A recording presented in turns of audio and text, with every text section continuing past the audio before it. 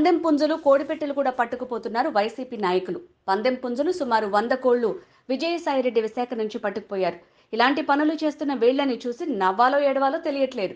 నా బీసీ నా ఎస్టీ అంటూనే ఆ వర్గాలను నాశనం చేశాడు ఈ ముఖ్యమంత్రి. మరో 3 నెలలు ఓపిక పట్టండి. నర్సీపట్నం మున్సిపాలిటీ నిధులను దుర్వినియోగం చేస్తున్నారు. గ్రామదేవత పండుగలను కూడా రాజకీయాలు చేస్తున్నారు వైసీపీ నేతలు.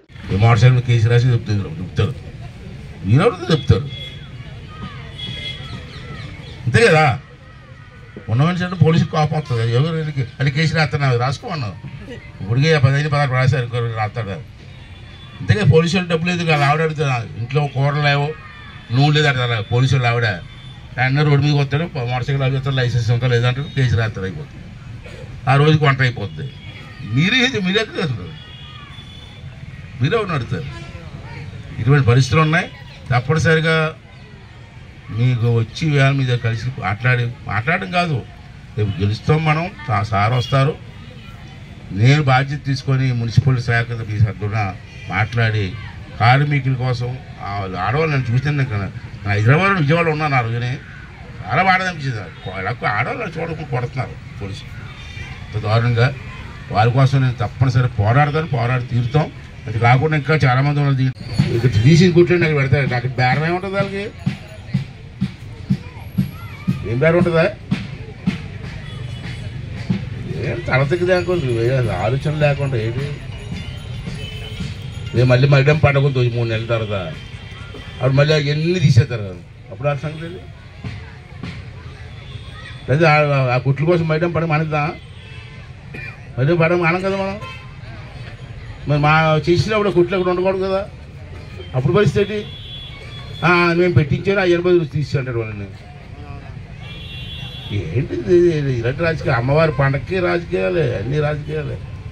ఏమైనా సార్ చూద్దాం. వర్గాల వాడిని పీడించాడు, దోచుకొని తిన్నాడు. ఎక్కడ పడితే అక్కడ దోచేసుకున్నారు. విశాఖపట్నం టౌన్లో అయితే ఆ ప్రైవేట్ ఆస్తులు బలవంతంగా రాయించేసుకున్నాడు. గవర్నమెంట్ ఆస్తులు అప్పు తెచ్చాడు. ఏమంటే మీరు ఎప్పుడన్నా చాలామంది తెలిసి మీకు బ్రాందీ షాపులు అప్పులు తెస్తారండి ఎవడన్నా? బ్రాందీ షాపులు మనం పిల్లకి పెళ్లి చేయాలమ్మా, మన ఇంట్లో అమ్మాయి ఉంది పెళ్లి చేయాలా, డబ్బులు లేవు, ఏం చేస్తాం మనం? భూమి ఉంటే భూమో లేకపోతే బంగారం ఉంటే బంగారం తీసుకెళ్ళి బ్యాంకులో పెట్టుకొని డబ్బు తెస్తాం, అంతే కదా. ఇది అలా కాదు, కొత్త పద్ధతి. బ్రాందీ షాపులు తలకా పెట్టి డబ్బు తెచ్చాడేమో ఈ మూర్ఖుడు. ఇంకో 3 నెలలు మనం ఒప్పుకోవటం తప్పదు.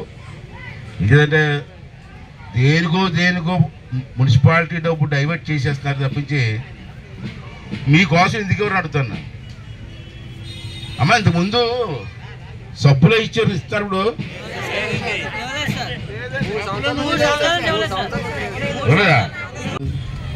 చాలాసార్లు ఎమ్మెల్యే చేశాను నేను.